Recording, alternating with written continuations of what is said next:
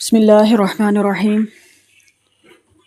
آج ہم جانیں گے رمضان المبارک کی فضیلت۔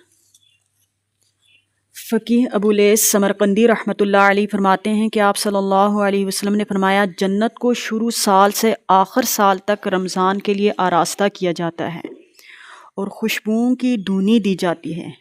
بس جب رمضان کی پہلی رات ہوتی ہے تو عرش کے نیچے سے ایک ہوا چلتی ہے جس کا نام مشیرہ ہے، جس کے جھونکوں کی وجہ سے جنت کے درختوں کے پتے اور کواڑوں کے حلقے بجھنے لگتے ہیں، جس سے ایسی دل آویز سریلی آواز نکلتی ہے کہ سننے والوں نے اس سے اچھی آواز کبھی نہیں سنی۔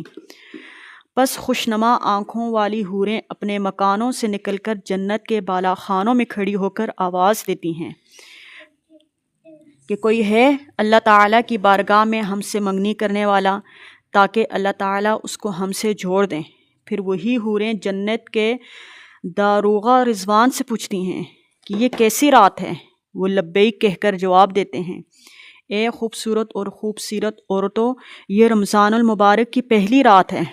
اللہ تعالیٰ رضوان سے فرماتے ہیں کہ جنت کے دروازے محمد صلی اللہ علیہ وسلم کی امت کے روزہ داروں کے لیے کھول دو، اور جہنم کے داروغہ مالک سے فرماتے ہیں کہ محمد صلی اللہ علیہ وسلم کی امت کے روزہ داروں پر جہنم کے دروازے بند کر دیں۔ حضرت جبرائیل کو حکم ہوتا ہے کہ زمین پر جاؤ اور سرکش شیاطین کو قید کرو، گلے میں توق ڈال کر دریا میں پھینک دو۔ میرے محبوب محمد صلی اللہ علیہ وسلم کی امت کے روزہ داروں کو خراب نہ کریں۔ نبی علیہ السلام نے یہ بھی ارشاد فرمایا کہ اللہ تعالیٰ رمضان کی ہر رات میں 3 دفعہ یہ اعلان کرواتے ہیں کہ ہے کوئی مانگنے والا جس کو میں عطا کروں، ہے کوئی توبہ کرنے والا کہ میں اس کی توبہ قبول کروں، کوئی ہے مغفرت چاہنے والا کہ میں اس کی مغفرت کروں۔ پھر آواز دی جاتی ہے، کون ہے جو ایسے غنی کو قرض دے جو نادار نہیں، ایسا پورا پورا ادا کرنے والا جو ذرا بھی کمی نہیں کرتا۔ اللہ تعالیٰ رمضان شریف میں روزہ افطار کرنے کے وقت ایسے 10 لاکھ آدمیوں کو جہنم سے خلاصی مرحمت فرماتے ہیں جو عذاب کے مستحق ہو چکے تھے، اور جب جمعہ کا دن اور جمعہ کی رات ہوتی ہے تو اس ہر گھڑی میں 10 لاکھ آدمیوں کو جہنم سے خلاصی عطا فرماتے ہیں جو عذاب کے مستحق ہو چکے تھے۔ جب رمضان کا آخری دن ہوتا ہے تو یکم رمضان سے آج تک جس قدر لوگ جہنم سے آزاد کیے گئے تھے ان کے برابر اس ایک دن میں آزاد فرماتے ہیں جس رات شب قدر ہوتی ہے۔ تو اللہ تعالیٰ جبرائیل علیہ السلام کو حکم فرماتے ہیں اور فرشتوں کے ایک بڑے لشکر کے ساتھ زمین پر اترتے ہیں، اور ان کے ساتھ ایک سبز جھنڈا ہوتا ہے جس کو کعبہ کے اوپر کھڑا کر دیتے ہیں۔ حضرت جبرائیل کے 600 بازو ہیں، جن میں 2 بازو صرف اسی رات میں کھلتے ہیں، جن کو مشرق سے مغرب تک پھیلا دیتے ہیں۔ پھر جبرائیل علیہ السلام فرشتوں سے تقاضا کرتے ہیں، جو مسلمان آج کی رات کھڑا ہو یا بیٹھا ہو، نماز پڑھ رہا ہو یا ذکر کر رہا ہو، اس کو سلام کریں، مصافحہ کریں، ان کی دعاؤں پر آمین کہیں۔ صبح تک یہی حالت رہتی ہے۔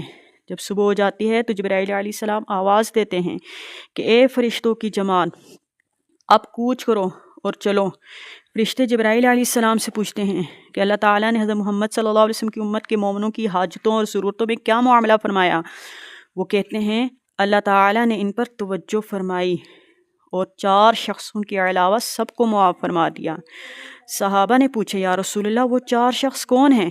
ارشاد ہوا، وہ شخص جو شراب کا عادی ہو، وہ شخص جو والدین کی نافرمانی کرنے والا ہو، وہ شخص جو قطع رحمی کرنے والا اور ناطہ توڑنے والا ہو، وہ شخص جو کینہ رکھنے والا ہو اور آپس میں قطع تعلق کرنے والا ہو۔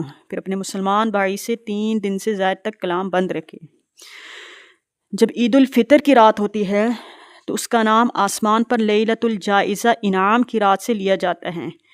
جب عید کی صبح ہوتی ہے تو اللہ تعالیٰ فرشتوں کو تمام شہروں میں بھیجتے ہیں، وہ زمین پر اتر کر تمام گلیوں اور راستوں کے سروں پر کھڑے ہو جاتے ہیں ایسی آواز سے جس کو جنات اور انسان کے سوا ہر مخلوق سنتی ہے، پکارتے ہیں کہ اے محمد کی امت، اس رب کریم کی بارگاہ کی طرف چلو جو بہت زیادہ عطا فرمانے والا ہے، بڑے بڑے قصور گناہوں کو معاف فرمانے والا ہے۔ پھر جب لوگ عیدگاہ کی طرف نکلتے ہیں تو اللہ تعالیٰ فرشتوں سے دریافت فرماتے ہیں کیا بدلہ ہے اس مزدور کا جو اپنا کام پورا کر چکا؟ وہ عرض کرتے ہیں اے ہمارے معبود اور ہمارے مالک، اس کا بدلہ یہی ہے کہ اس کی مزدوری پوری دے دی جائے۔ اللہ تعالیٰ ارشاد فرماتے ہیں کہ اے فرشتوں، میں تمہیں گواہ بناتا ہوں، میں نے ان کو رمضان کے روزوں اور تراویح کے بدلے میں اپنی رضا اور مغفرت عطا فرما دی۔ بندوں سے خطاب فرما کر ارشاد ہوتا ہے میرے بندو، مجھ سے مانگو، میری عزت اور جلال کی قسم آج کے دن تم مجھ سے اپنے دین اور دنیا کے لیے جو بھی مانگو گے میں تمہیں عطا کروں گا۔